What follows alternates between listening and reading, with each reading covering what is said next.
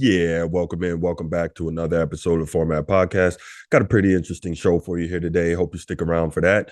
But before we do, you know what we got to do. Go ahead, if you're here on YouTube, click on that subscribe, that like, and that notification bell so you're always made aware whenever new content comes out. Definitely trying to keep it fresh and flowing for you. If you want the audio only version of the podcast, go ahead, open up your audio podcast platform, click that search bar, type in the Format Podcast, do a little search. We should come up. Make sure you share the show with other people you know that love sports talk and not just the same old thing that you hear parroted all the time. If you do like the show, make sure you like it wherever you're watching or listening and give us that 5-star review. And finally, please leave us a comment here on YouTube or on your audio podcast platform. All that stuff helps us rise in the algorithm, helps us find more sports fans, helps more sports fans find us. And let's get right to it. Okay, so the NBA regular season is over, thankfully, because it's long and some nights it can be a real slog. But even still, the NBA regular season is over, and now the award ballots, I think, have to be in by I want to say noon or 2 Eastern time today. And the biggest award we know in the NBA, of course, for the regular season is what? The MVP, or as I put it, the MV3, at least this season. We have three extremely deserving candidates, and we're going to talk a little bit about that today. And of course, my pick. The three candidates we have are Nikola Jokic, defending 2-time MVP, and he may be up for a third in a row, which has some historical implications, which in all fairness shouldn't have anything to do with that, but we'll get to it. We have former 2-time MVP, Giannis Antetokounmpo, Greek Freak. And we have former no-time MVP, but a guy who was absolutely killing this year, Joel Embiid. Okay, so this is interesting, right? Because, just checking out some stuff and thinking about what to do a show on today. I was just kind of going through my timeline, checking YouTube, reading some articles and stuff like that. And something was presented to me, suggested to me, and that was JJ Redick's Old Man in the Three podcast talking about his vote for MVP. Now, real quick, I did not know that JJ Redick had an MVP vote. I thought that was really interesting because he's not a journalist and he's never been an MVP winner. So I was just curious to know how he came up with an MVP vote, but so be it. Anyway, so he was talking about his vote and why and how he came upon that. So why don't we take a look and then we'll come back and discuss it. I will be honest with you. I went back and forth all weekend. I talked myself into all three guys. I talked myself out of all three guys. Here's what I landed on. Number one, my MVP for this season was Giannis. Number 2 was Joel Embiid. Number 3 was Jokic. The Giannis thing is interesting because I don't think he's going to win, but I think he's the MVP this season. And I, the more I thought about it and the more I tried to talk myself out of it, I just couldn't do it. He's the MVP. He's the best player on the best team. Best win percentage of all three of these guys. And it's interesting because I thought it was going to be hard for me to vote for him because of games played. And then Jokic ended up playing 69 games. Joel ended up playing 68 games. And Giannis played 63. They're all in the ballpark of each other. Per minute scoring, Giannis, number 1. And I said this a couple weeks ago, 30, 10, and 5, over 50% shooting. Only Wilt has done that. And Giannis shot over 55. He's the first time in history he's ever done this. He had a historic season. 6 of the 7 previous times that a player has averaged 30, 10, and 5, they've won MVP.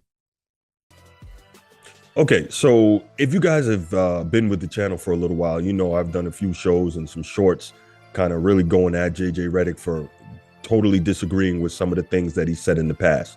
With that said, that doesn't mean that he's always wrong. And this time, I'm not at all upset with how he came up with his MVP pick / prediction. I'm not upset at it, and I would not be upset if Giannis won his 3rd league MVP. No problem there. And Giannis, he apparently thinks that he should win a 3rd MVP as well. We'll get to that going forward. But let's start with who I think should be the MVP, and I'll keep it simple.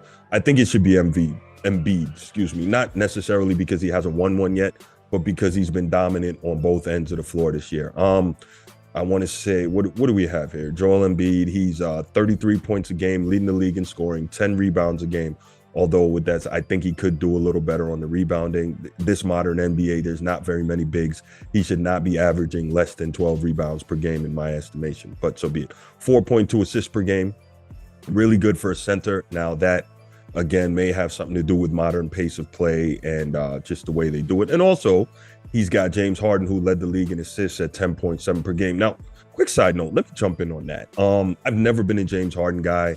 I don't like how I feel like he cheats with that step back. That's clearly a travel, and they've renamed Gather Step and all that. But side note, where I got to give credit where it's due is James Harden being a really great scorer all these years, but also being a guy who can really pass the rock. And even when he was in Houston, I think he was averaging like almost 9 assists per game for all those years. He was putting up all those points. Now, you could have said that was a function of D'Antoni's system, fine. But he's now here in Philly playing with Embiid, and he's leading the league in assists at 10.7. So really impressive, playing a pure point guard role, has scaled back his scoring and just dishing the rock. So a lot of credit due to James Harden. And I want to say he and Embiid are the first center point guard duo to lead the league in scoring and assist in like 40 years. So very, very impressive. So now back to Joel Embiid, 33 points a game, first center to lead the league in scoring since Bob McAdoo, I want to say in like 76, 77 or 77, 78, right in there, right? So that, when you think about all the great centers that have played since then, that's pretty impressive. So first center lead the league in back-to-back years in over 40 years and lead the league in scoring. Very impressive by Embiid. Obviously, we know about his incredible skill set. We know about his ability to rebound, block shots, and now we're seeing him becoming a better and more willing passer. So outstanding for all of that. And for me, my biggest thing is this. When it came down to it, the favorite for most of the season was Jokic, and we'll talk about him shortly. When it came down to the one-on-one matchup they had, he ate Jokic alive. I want to say 47 points, 18 rebounds, a couple of blocks. It was absolutely insane. He demolished him, and he made a point of demolishing him. So, all credit due. Joel Embiid would be my guy and my pick for MVP this season. Maybe you could have made the argument for that last season. But I think he's going to win it, and I think he should win it because he's shown everything he's had to show. He only played, I want to say, either 66 or 68 games, which, what are you going to do, right? It's the modern NBA. Nothing we can do about it. It's no longer a badge of honor to play 75 plus or 80 or 82 games. It's just not. And a lot of times, unfortunately, it's not the players sitting out. It's the teams wanting to keep them out, and that's hurting the players and the product, but that's a different story for another show. Now, moving right along, Giannis, absolute monster. And again, if you're not new to the channel, I'm a Giannis guy. I try to be objective about it, but I am a Giannis guy. 31 points a game, 11.8 rebounds per game, 5.7 assists per game, 55% shooting. First guy to do that since, drum roll please, Wilt Chamberlain. That's some pretty elite company. Now, I'm not trying to tell you Giannis is Wilt or he's a modern day Wilt. I'm not even saying that, but that is some very, very elite company. Now, again, pace of play plays a role. Again, competition plays a role. It has to.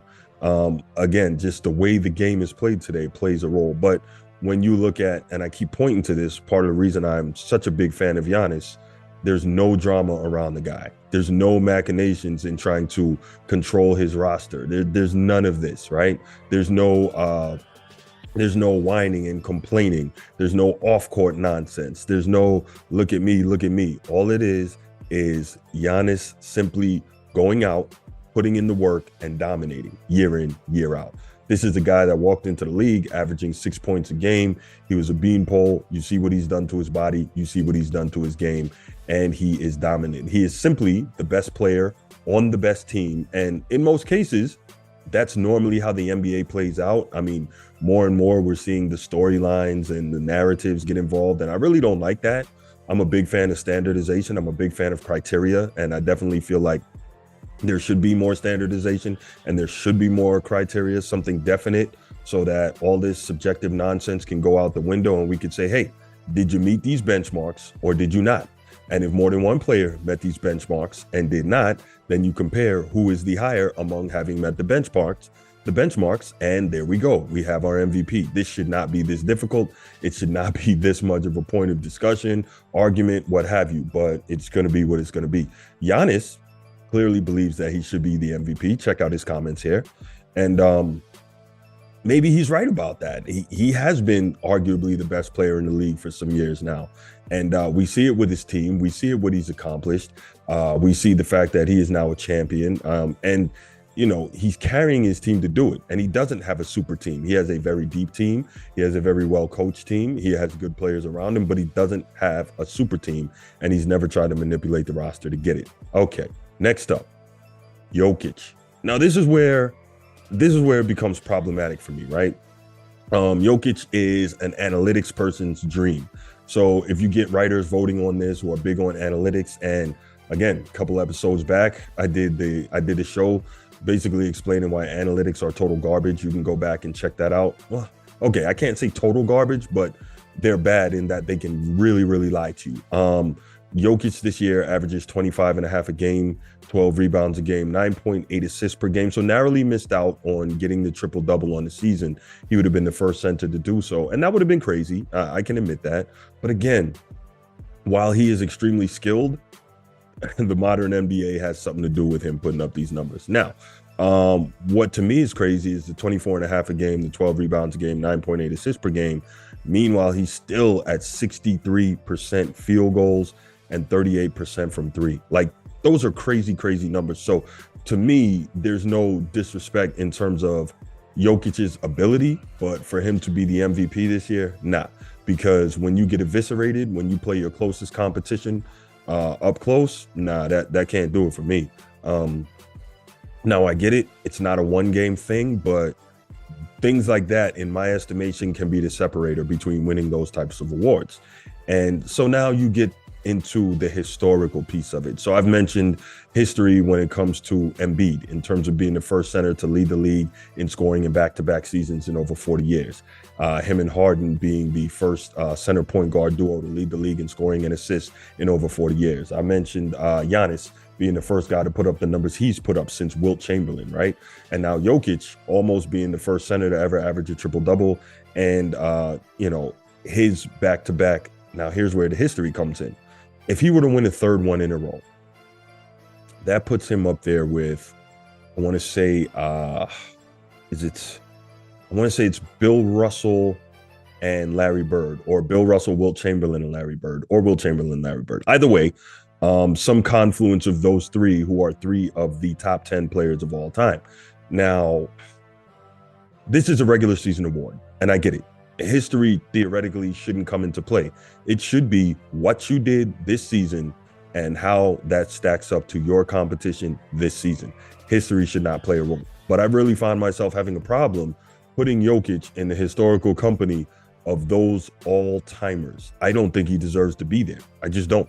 And so for me, unfortunately, we all have our flaws, and I can admit that that's a flaw of mine. I'm a proponent of history in everything, right? Whether it's military history, whether it's African history, African-American history, whatever it may be, history in sports. I am a proponent of history. So history always plays a role, even sometimes where it shouldn't, in how I view things. And to me, I'm not ready to put Jokic on that historical tier in terms of having 3 straight MVPs. I just can't do it.